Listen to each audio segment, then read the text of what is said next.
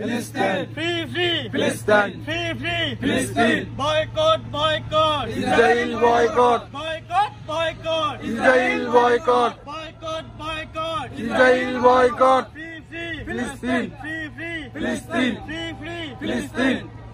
আপনারা জানেন যে ফিলিস্তিনি আমাদের যে সাধারণ ভাই বন্ধু রয়েছে, মুসলিম যে ভাই বন্ধু রয়েছে, তাদের উপর কিভাবে ইসরায়েলি আগ্রাসন চালানো হচ্ছে এবং ইসরায়েল কিভাবে গণহত্যা চালাচ্ছে। আপনারা জানেন যে আমরা জানি ইউনাইটেড নেশন রয়েছে, ওআইসি রয়েছে, এছাড়া আরব কান্ট্রি অনেকগুলো রয়েছে, কিন্তু তাদের কোনো আমরা কর্ণপাত দেখতে পাচ্ছি না। এটা আমাদের সকল মুসলিম উম্মার জন্য লজ্জা। অবিলম্বে ইউনাইটেড নেশন, আরব দেশ সহ, ওআইসি সহ, সার্ক সহ প্রত্যেকটি সংগঠনের এগিয়ে আসা উচিত মানবতার খাতিরে। শুধু যে তারা মাত্র মুসলিম এই জন্য নয়, প্রত্যেকটা নাগরিকেরই আমার মনে হয় যে তারা মানবতার খাতিরে এই মানবতা বিরোধী যে অপরাধ, যে গণহত্যা চালানো হচ্ছে, সেই গণহত্যার বিরুদ্ধে সকলে দাঁড়ানো উচিত, প্রত্যেক দল মত নির্বিশেষে প্রত্যেকটি সংগঠনেরই। আমি মনে করি আমাদের বাংলাদেশ থেকে অবশ্যই এর বিরুদ্ধে সোচ্চার হওয়া উচিত। পাশাপাশি আমাদের সতর্ক থাকতে হবে আমাদের প্রতিবেশী আরেক ইসরায়েল রাষ্ট্র ভারত নিয়ে।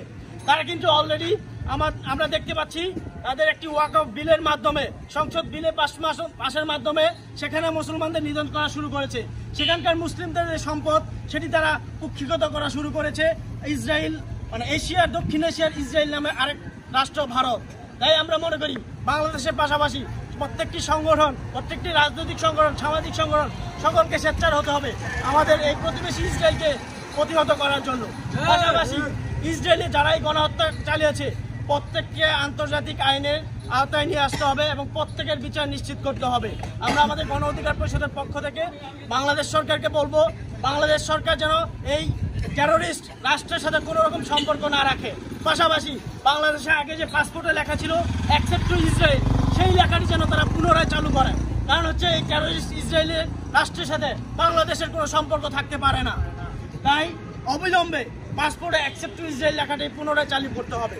এই মুহূর্তে আপনাদের সামনে বক্তব্য রাখবেন আমাদের গণ অধিকার পরিষদ রূপগঞ্জ উপজেলার যুগ্ম আহ্বায়ক মাসুম ভাই। আচ্ছা, এটা কাটুন।